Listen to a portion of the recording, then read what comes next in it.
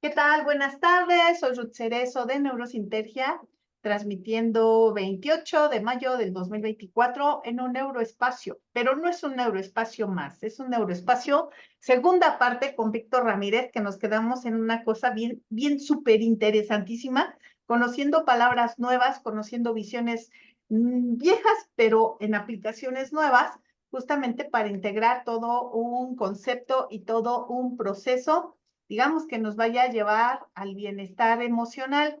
Hola, Víctor, ¿cómo estás? Hola, muy bien, Ruth, contento de estar otra vez acá con vos. Qué bueno, qué bueno. Pues hace rato tuvimos una charla. No sé si tengas la opción todavía de compartirnos el esquema que nos compartiste, como para hacer Sí, un sí, claro breve que sí. resumen y continuar Nada desde más donde nos déjame quedamos. compartir la pantalla. Sí, va. Listo. Ahí estamos. Y bueno, sí, ahí está. Este es el modelo, digamos, general de bienestar que estamos manejando. Sí. Eh, que bueno, justamente la idea es que todos estos temas en relación a la parte cognitiva, en relación a las bases del bienestar humano y lo que sería toda la complejidad emocional, es lo que vemos en detalle en el curso. Ok.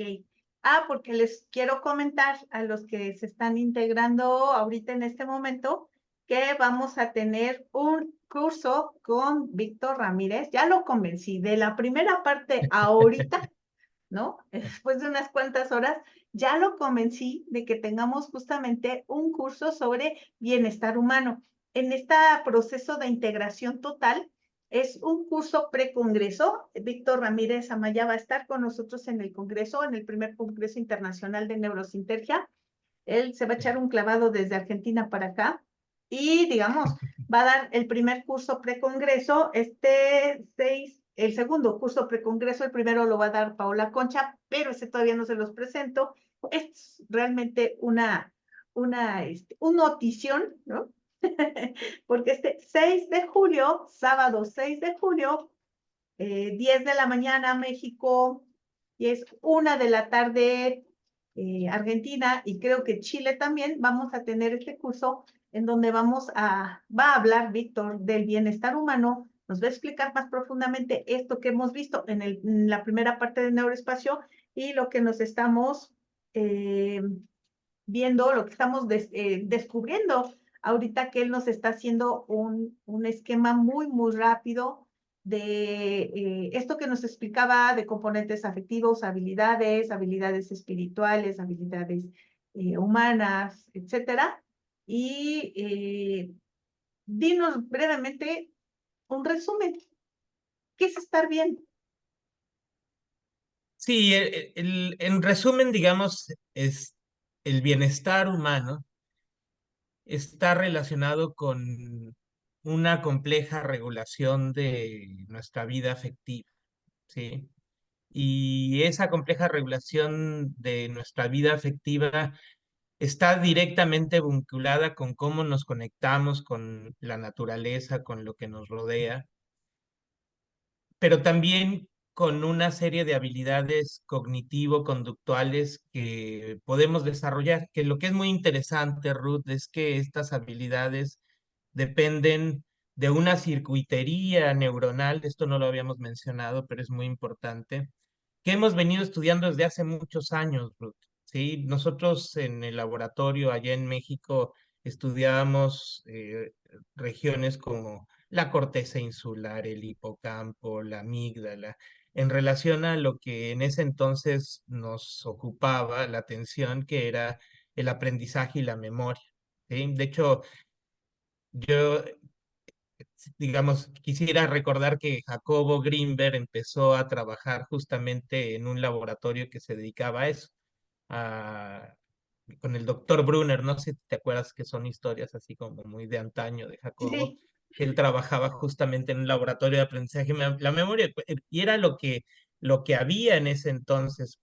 Y lo que nosotros hoy en día entendemos de esa circuitería es un montón más, pero hace mucho más sentido cuando entendemos que esa circuitería es la que determina cómo funcionan esto que llamamos las habilidades del bienestar. Lo que nosotros en ese entonces estudiamos como el aprendizaje y la memoria, en realidad tienen que ver con temas como la resiliencia fundamentalmente, pero también con la atención plena y la creatividad, ¿sí?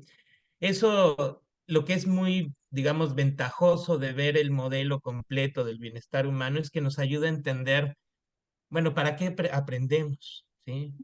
¿Cuál es el propósito de estar aquí aprendiendo? Bueno, justamente pareciera que ese aprendizaje nos da la capacidad de adaptarnos adecuadamente, pero poder contribuir con lo mejor que tenemos nosotros mismos como individuos y como comunidades a un mundo mejor, ¿sí? Que de hecho quiero decir de paso que tú lo has hecho muy bien, has trabajado con esto eh, muy de lleno, fundamentalmente, digamos, a través de hacer que una herramienta que nos legó Jacobo, que como la meditación autoalusiva, se convirtiera en una herramienta que hoy en día está accesible a mucha gente gracias a entender cómo aplicarla de una manera, sí, masiva, que todo el mundo sea capaz de involucrarse y de, como dicen aquí en Argentina, de coparse con esas prácticas que en las épocas de Jacobo nos enseñaba un poco cómo, de qué se trataba, pero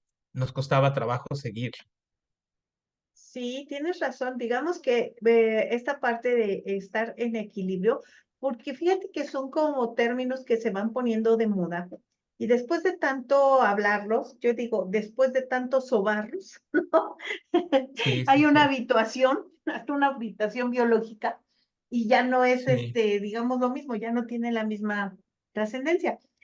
¿Qué opinas tú de confundir el bienestar humano con la alegría y o la felicidad? ¿Es eso el bienestar humano?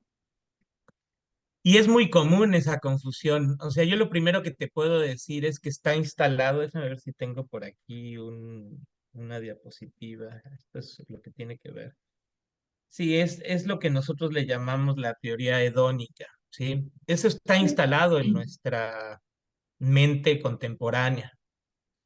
Eso de disfrutar al máximo y tener todo lo que necesitemos para disfrutar y no sufrir, está instalado en nuestra mente y desafortunadamente contribuye al sufrimiento. De hecho, te puedo contar un experimento que seguramente te acordarás que nos lo contaron en la facultad, que había este modelo en ratas que se le ponía un electrodo en el septum o en el núcleo accumbens y se conectaba con una palanquita. Y entonces la rata aprendía que cada vez que movía la palanquita se estimulaba ese centro del placer y entonces, bueno, pues no quería hacer otra cosa más que apretarse, o estimularse esta parte del cerebro.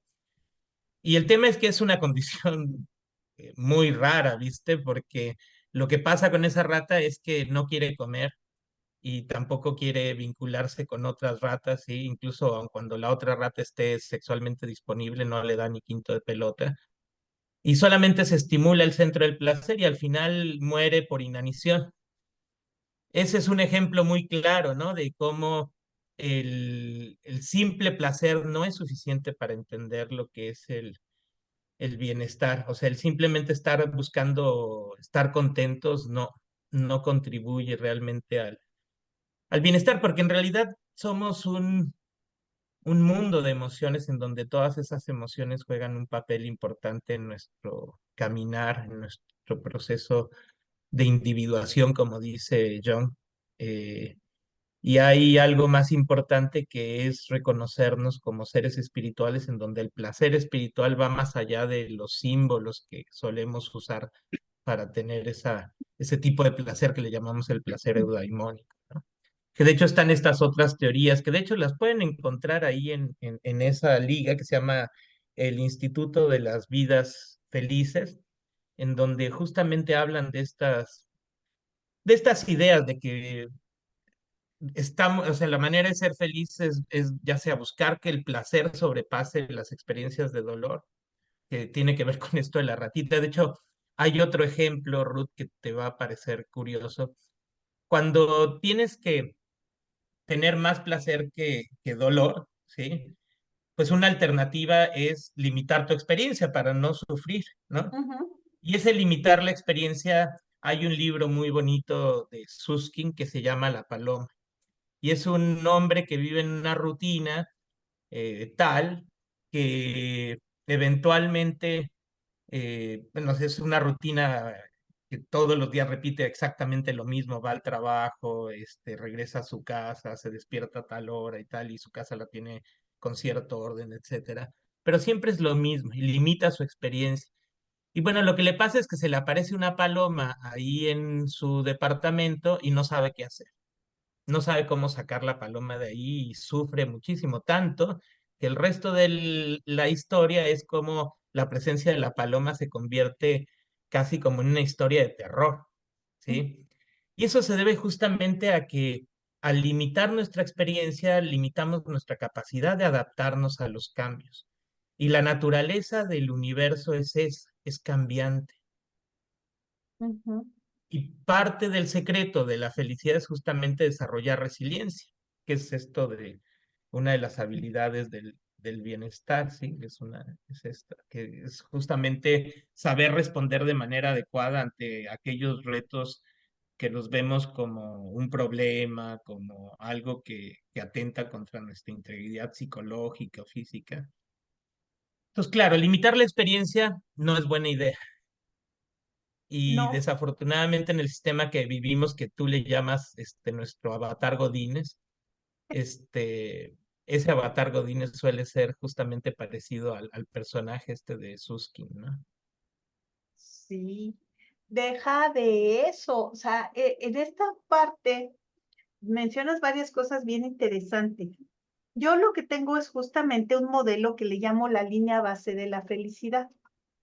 En este modelo de la línea base de la felicidad, le digo que tenemos en el eje de la Y, digamos, la parte en donde se encuentra anclada la línea base, y en el eje de las X, en el tiempo.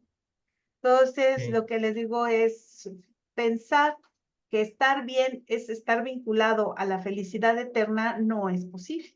La línea base de la felicidad es una línea movible. Si nosotros claro, elegimos pensar negativo, sentirnos mal, o estamos en un sistema de depresión, ¿no? O en un sistema muy adverso de la vida, nuestra línea de la base pues está abajito, está abajo. Entonces, las vicisitudes de la vida, porque les digo, la vida es una curva sinusoidal. Entonces hay crestas y valles, crestas y valles, crestas y valles. Pero si claro, esta línea base está muy abajo, estas crestas y valles van a dar exactamente lo mismo. Voy a seguir claro, sintiéndome mal. Un día textual, menos mal, y otro día más mal.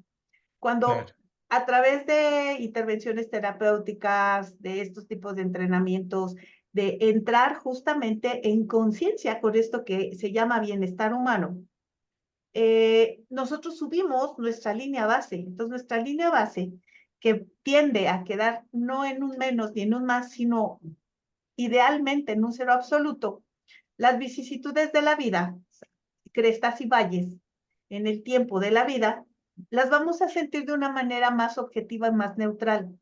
¿Eso que implica? claro, Que no perdamos el equilibrio. Lo padre lo claro, vamos a llevar y lo vamos a vivenciar y lo vamos a disfrutar. Y lo que son malas noticias, eventos negativos, que nosotros interpretemos como negativos, van a ser algo que nosotros sabemos que es temporal y que esta misma curva va a subir. Vamos a hacer lo que tengamos que hacer un duelo, llorar, sentirnos mal, claro, quedarnos en cama, ¿no? Para saber que después viene esto. Pero digamos que eso, y como bien decía en algún momento, también ser optimista, demasiado optimista, implica que ser muy optimista en la selva, digas cuando se te aparezca un tigre, este tigre se va a volver mi amigo, ¿no? Y te va a comer. Entonces, claro, tanto tiene claro, esta cuestión de el optimismo exacerbado, generar también cuestiones adversas, lo mejor, como tú lo estás comentando aquí, en un modelo que me encanta porque es redondito, ¿no? Es Sí, circular, claro, que implica equilibrio, implica equidistancia, claro. no implica unos más y otros menos, ni picos, ni nada. Algo que se le denomina bienestar humano. Vamos a dar justamente este curso de bienestar humano. ¿Qué se podían llevar las personas en esto? Y bueno, un montón, porque de hecho actualmente este curso lo hemos venido desarrollando en los últimos más o menos 5 o 6 años.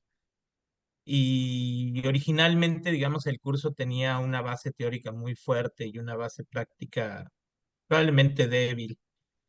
Pero conforme fue pasando el tiempo, y eso también tiene que ver no nada más con el tiempo, sino con la interacción que hemos tenido tú y yo, Ruth, nos hemos ido dando cuenta que la parte práctica probablemente es tan o más importante que estas cosas que discutimos teóricamente, ¿sí?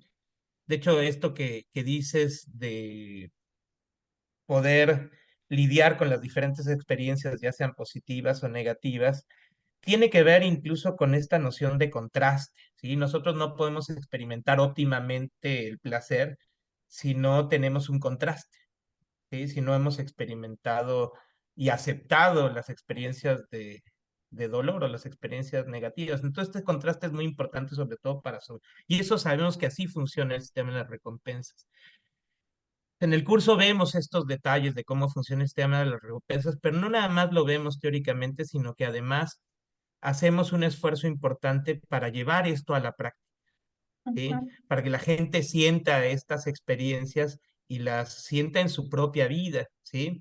Y de hecho, a partir de eso se ha ido dando una retroalimentación, la verdad es que re bonita, que yo agradezco mucho, porque lo que hoy en día entendemos de bienestar humano no es nada más lo que salió de las cabezas de los que hemos ido construyendo esto, sino de la interacción y el diálogo que hemos tenido con la gente que participa en estos cursos, que es más o menos lo que tú has vivido con tu experiencia con Neurosintergia. Sí, y digamos que no se preocupen, no les vamos a poner ningún chip en el núcleo Sí, no, accumbens, eso no. no les vamos a dejar que palanqueen para obtener placer, no. Pero Claro, lo eso que no, sí, eso ya sabemos que no funciona. adelgaza primero y luego lo hace que uno se muera. Entonces, digamos que en este proceso que es bien importante que estás mencionando, yo te voy a hacer una pregunta filosófica. ¿Para qué sirve estar bien? Wow, es una pregunta hermosa, me parece.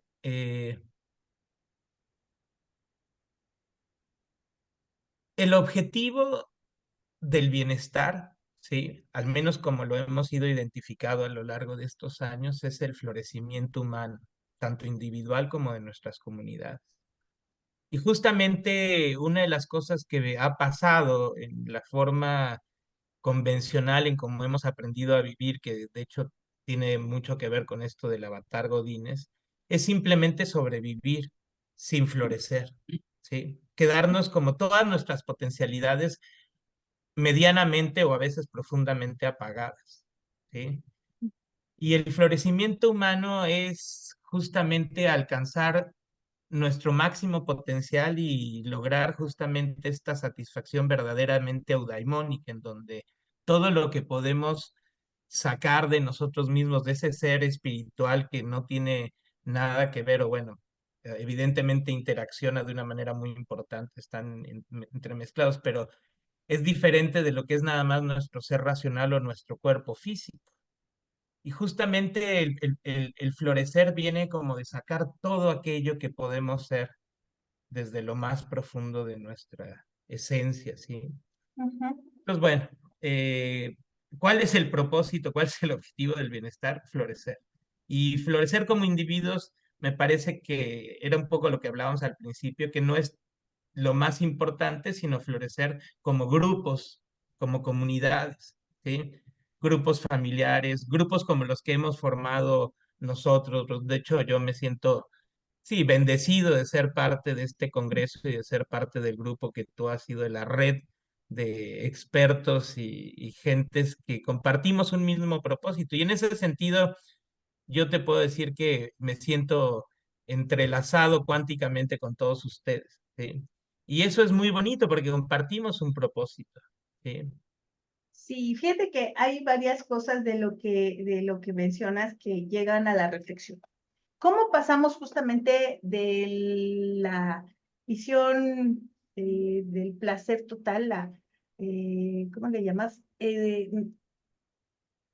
La El visión crecimiento. del placer total, ¿se llama? Hedónica, El eudaimónico, ¿te ¿no? refieres De lo al hedónico, verdadero placer que es eudaimónico? Sí, solamente andar en el placer básico, que digamos en la pirámide de Maslow sería la primera parte, sí, sí, sí, ¿no? sí, tal cual, sí. Al eudemónico, ¿no? Eudaimónico, claro que Ajá. el daimon es nuestro espíritu, ¿sí? Y quien transmitió mucho acerca del placer eudaimónico fue Aristóteles. Pero es curioso porque Aristóteles me parece que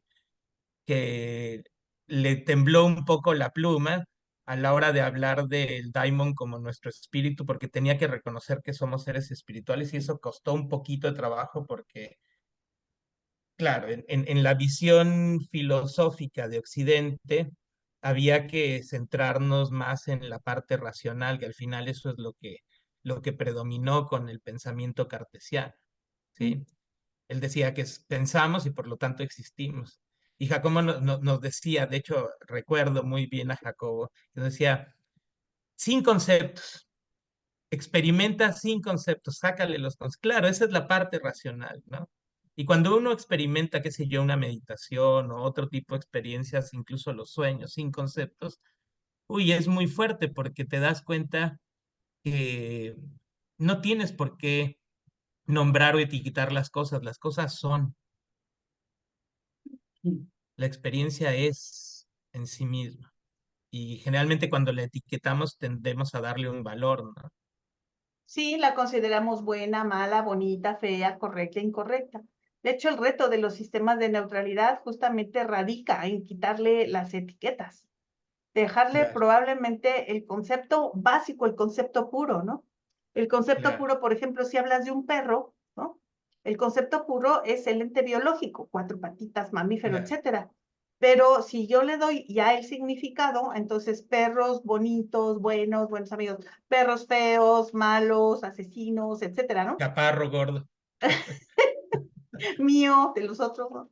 mío de otro, claro, de uno que me cae mal. De uno que me cae mal, ¿no? Su perro se parece a él, ¿no? Claro, Etcétera. Entonces, digamos claro, que en la parte de la neutralidad reside justamente una parte de este equilibrio, no puedo decir eudeumónico. Luego eudaimónico. te cuento un chiste que me contaron, que el niño que no podría decir zapato, ¿no? Entonces llegó con su papá y le dijo, Ajá. papá, no sé decir zapato. Pero estás diciendo zapato, hijo. No, no, no, no sé decir zapato. No, hijo, pero si lo estás diciendo, no, papá, jueves, viernes, zapato, domingo. Estoy igual con eudeumónico. Eudaimónico. Eso, cada vez que diga Ahí vamos, eso, ahí vamos. que pasamos desde la parte del hedonismo, digamos, muy biológico, muy Sí, animal de especie, a un tipo de placer mucho más sutil, mucho más claro, experiencial, más exacto, relacionado al equilibrio, a la sorpresa que implica el ser, el yo soy, el nosotros claro, somos, el somos claro. uno, ¿no? Que integra Sí, justamente toda una serie de experiencias, pero sin la cualidad de la calificación. exactamente, exactamente. Sí, de hecho, ahora que estás diciendo eso, yo creo que Jacobo estaría muy contento de escucharnos hablar de eso, ¿viste? Porque era justamente lo que él nos transmitía en términos de hacia dónde enfocar la experiencia, ¿no? Sí, ¿te acuerdas que decía? Es que yo me quiero quitar la importancia personal. Y yo le Ah, sí, decía, sí, sí, sí, sí. Claro que eso, bueno, en ese entonces, cuando yo era un chiquito, cuando era alumno de Jacobo, algo que me decía Jacobo es que le daba gusto que yo no tuviera importancia personal. Eso luego se quitó y me desarrollé una importancia personal horrible cuando trabajé, sí, sobre todo como investigador en el Instituto de Neurobiología, sí, me volví re arrogante y tal. Bueno, y el universo afortunadamente me dio de palos y las cosas se Y voltearon. llegaste como él ¿Viste? a tu Ahora sí. laboratorio. Quiero quitarme esta importancia personal. Claro, claro, claro, claro, claro, claro. Pasó, pasó. ¿Verdad? A ver, en ese punto, la importancia personal, ¿qué tanto es buena, qué tanto es sana, qué tanto no aboga al bienestar humano? Bueno, Eso ahí es eso también también lo hedónico. vemos con mucho detalle en el curso porque algo que hemos ido, digamos, elaborando es que esto que le llamamos importancia personal a partir de la descripción de Carlos Castaneda, que la acuñamos en el laboratorio de Jacobo, tiene que ver con el ego, tiene que ver con la descripción que tenemos racionalmente de nosotros mismos y de lo que nosotros pensamos que el otro piensa de nosotros mismos, a través Ujú, de una cosa que se maneja en neurociencias que se llama teoría de la mente.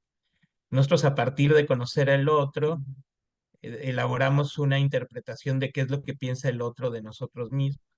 ujú, Y ahí hay, digamos, una función que tiene el ego o la importancia personal en la interacción que tenemos con los demás. O sea, es importante porque nos regula, ¿sí? O sea, no podemos vivir sin ego porque de alguna manera necesitamos eso, ese personaje que a mí me encanta que tú le llamas avatar y tal. Está buenísimo porque es el personaje que te pones que incluso cambia un poquito dependiendo del contexto en el que estás. Así es, ¿no? sí. Tiene su función. El tema es que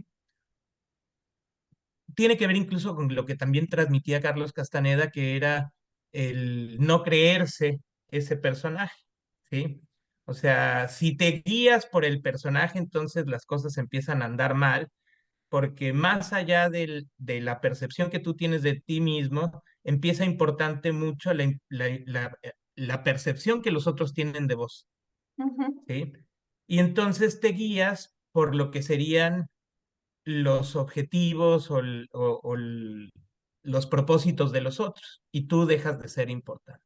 ujú, ¿Sí? Y entonces ahí sí te olvidas de ti mismo y claro, caes en una especie como de abismo en donde no te encuentras a ti mismo, ¿no? Incluso eso hemos analizado algunas cosas y viene de la mano con falta de carácter, etcétera, ¿viste? Porque empiezas a manejarte de acuerdo a lo que quieren los otros, ¿sí? ujú. Y entonces, claro, eso es, sí, es un lastre, yo podría decir así. El tema es que cuando te das cuenta que el personaje es eso, nada más un personaje, entonces lo puedes aprender a controlar, ¿sí?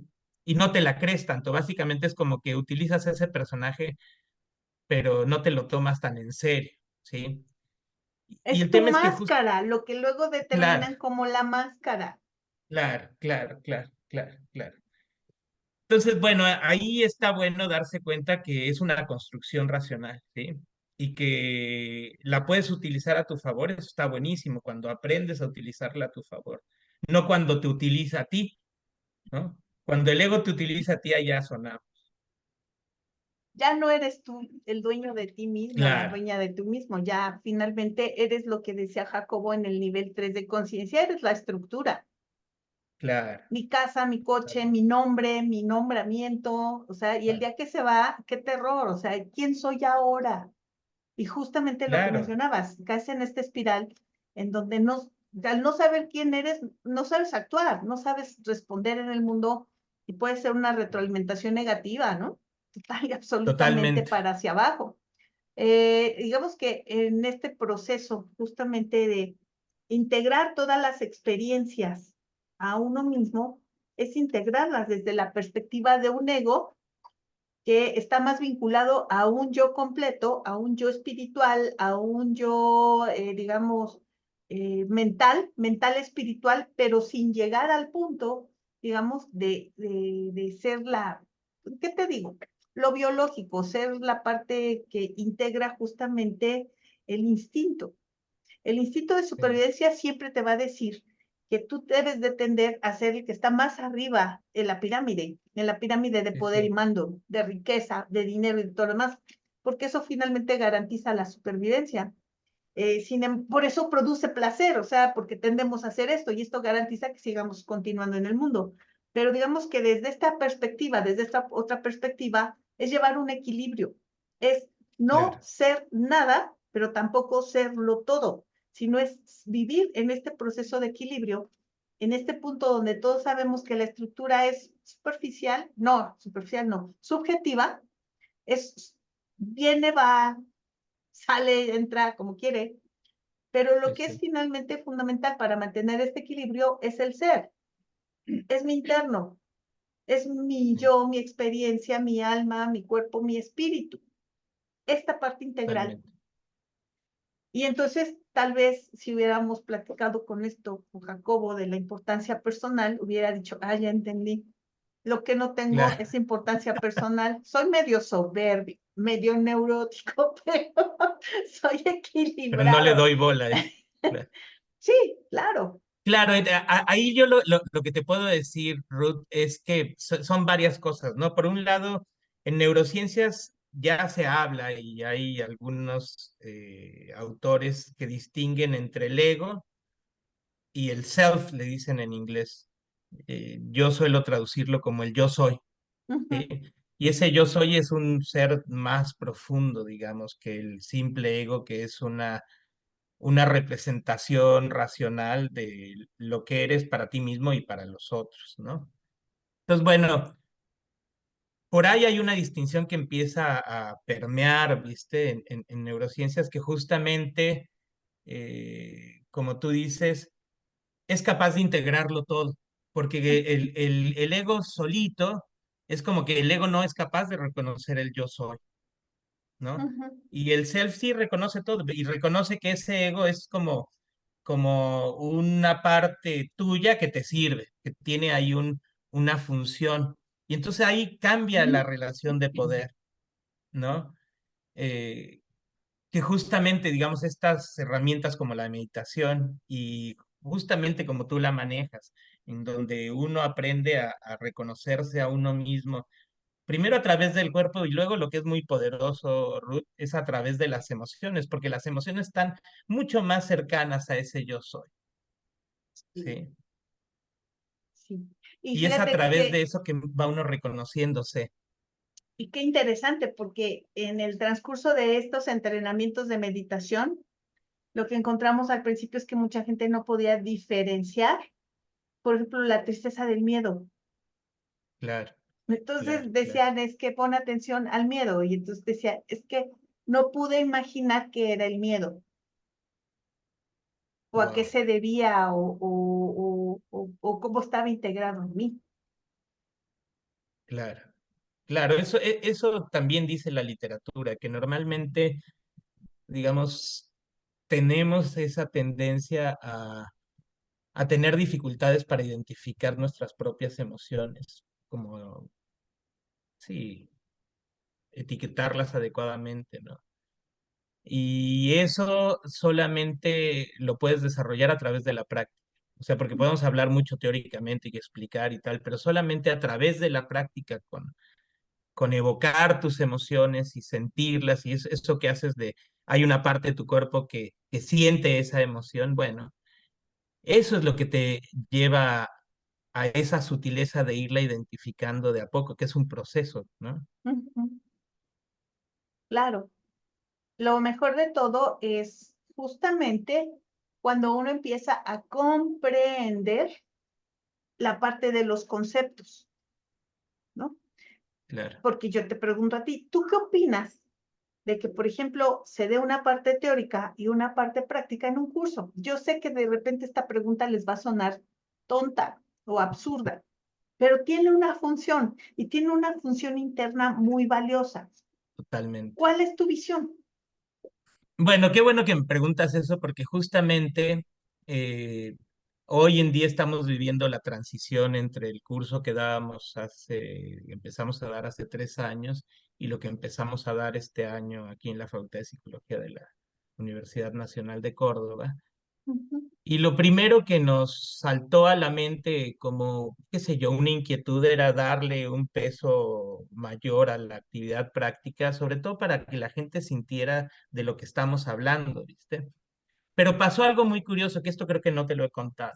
Por una azar del destino, estas cosas sincrónicas que tienen más que ver con la intuición y nuestra vida espiritual que con otras cosas, se apareció una persona que se llama Julio Castellanos en mi vida, que me lo presentó otro amigo que se llama Roger Maldonado, que es un personaje muy particular, el Roger. Y bueno, me presentó al Julio.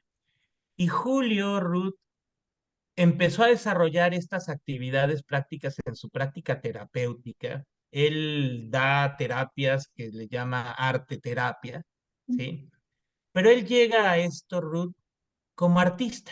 Él era un artista plástico, fotógrafo y pintor que tuvo mucho éxito, pero de repente encontró que el arte que él desarrollaba en realidad le había contribuido de una manera muy importante a trascender todos sus problemas psicológicos, ¿sí?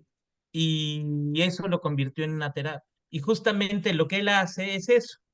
Él combina el hablar con el paciente, el tratar los temas y luego realizar prácticas de diferente índole. De hecho, Ujú. es muy creativo y ahí eso luego lo podemos platicar con él, pero tiene unas prácticas muy, muy simpáticas. Por ejemplo, a los chicos que se los presenté en el taller, los puso a verse a los ojos, así, presencialmente. Verse una persona al otro a los ojos, es impresionante las experiencias que tuvieron los chicos viéndose a los ojos. Porque algo que esta es una impresión que yo tengo y, este, espero que me digas tú qué opinas, pero cuando uno se ve directamente a los ojos, se ve el alma. Sí, claro. Y hay gente que lo evita, Ruth. Es increíble que, hay gente que tiene así como un pavor a verte directamente a los ojos.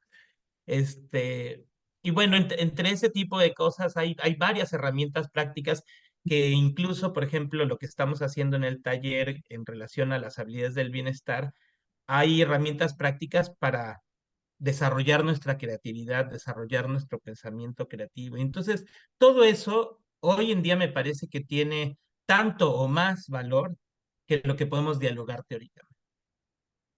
No, genial. Pues yo lo que hago sería invitarles a justamente a este curso que vamos a tener el 6 de julio, sábado 6 de julio, en donde estará Víctor, y yo seré soy el ayudante del mago, Ya. apoyarlo para que justamente entre todas y todos encontremos este equilibrio de bienestar humano, este curso que he desarrollado Víctor, con toda esta información que he ido obteniendo a lo largo de esta vida, con todo, sobre todo con la parte experiencial. ¿Qué tanto hay de experiencia, digamos, en este curso que vamos a Hay tener la un oportunidad montón, de Ruth. vivenciar? Cuéntanos el chisme.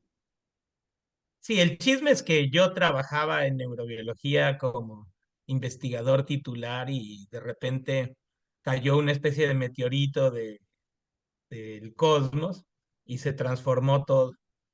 Los detalles de ese meteorito, si quieren, se los cuento en otra ocasión, pero básicamente se me transformó la vida, ¿sí? Y era algo que de alguna manera, sí, no sé si lo previó Jacobo, pero Jacobo la última vez que me vio me dijo, no te distraigas por mucho tiempo, y me parece que yo estaba muy distraído en hacer ciencia canónica y no dedicarme a lo que realmente me gustaba. Y fue tan fuerte el meteorito, Ruth, que me vine a la Argentina, ¿sí? Porque no encontré un lugar en México en donde montar mi laboratorio y tal. Y fue aquí en la Argentina que encontré los brazos abiertos del CONICET y varios investigadores. Y pues me vine hasta acá. Imagínate el salto cuántico que eso significó. ¿Sí? O sea, venirme desde Mesoamérica hasta Sudamérica. Pero justamente fue aquí donde encontró muchas sinergias con otros investigadores y empecé a desarrollar todo lo que fue, digamos, el primordio de la línea de investigación del bienestar, que sí tengo que reconocer que empecé un poco a desarrollarlo cuando salí de la UNAM, empecé a trabajar en la UAC con nutriólogos y médicos, ¿sí? Y ahí cuando les empecé a dar a los nutriólogos las bases neurobiológicas de la alimentación, me empecé a dar cuenta que las mismas estructuras o los mismos circuitos neuronales que regulan el aprendizaje y la memoria, regulan la alimentación. Y ahí Ujú. empecé a ver como que, qué raro está eso. Bueno, resulta que absolutamente toda nuestra vida afectiva, que los alimentos tienen una función afectiva, ¿sí? Está regulada por esa circuitería, ¿sí? Y entonces, claro, ahí como que se me abrió la cabeza impresionantemente, empezó a ocurrir lo que en algún momento Jacobo predijo que habría de ocurrir. Tendría que dejar de estar distraído. Bueno, entonces me concentré en todo esto. Fue así. Qué maravilla. Pues entonces lo que hago es invitarlos a todos, a la gente que se siente infeliz y que vive infeliz, invítenlos, de verdad. No hay nada más agradable en el mundo que convivir con alguien en bienestar. O sea, aunque tú estés mal, si el otro está en bienestar, ya la hicimos. Entonces, jálate a todos, invita a todas, a todos a este enorme curso. Me encantó mucho verte. Víctor Ramírez Amaya va a estar en el Congreso, primer Congreso Internacional de Neurosintergia. Y pues no se lo pierdan. Prueben un poquito de lo que él hace, dice, pero sobre todo lo que envía desde este enorme sistema hipercámpico para que se vean beneficiados con todas las vivencias que él trae sin haberlas vivido. Muchísimas gracias, Víctor.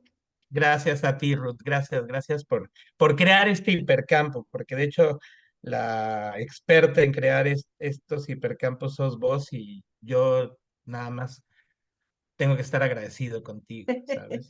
No, al contrario, la información, la comunicación, la integración y la expansión, somos uno, la hacemos todos. Muchísimas gracias, Víctor. Y Totalmente. pues yo voy a cerrar compartiéndoles Muchas gracias. un, un hermoso video del Congreso. Está nuevecito. Entonces, déjenme ver si lo puedo poner, porque ya saben cómo soy yo con la tecnología. Entonces, dejen decirle producción. No, sí, ya está, ya está, ya está, ya está, ya está, ya está.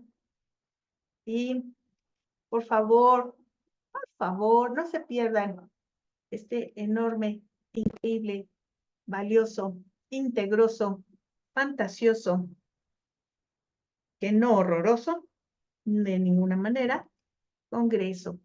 Disfrútenlo, por favor.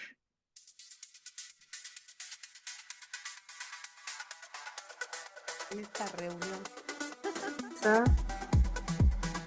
Yo soy el Cerezo. De ayer vamos a estar trabajando una idea. Bueno, decir que Producción, sí, estamos justamente ya tras. Despídelo. No, entonces nos vamos. Por favor. Bueno, una de las cosas que lo primero que tenemos. ¿Cómo están? Me da muchísimo gusto estar aquí.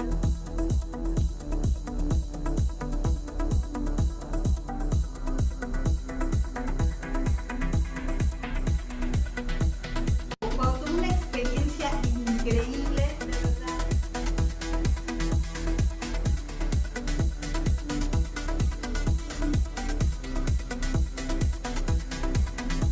Pues ya nos conocí para trabajar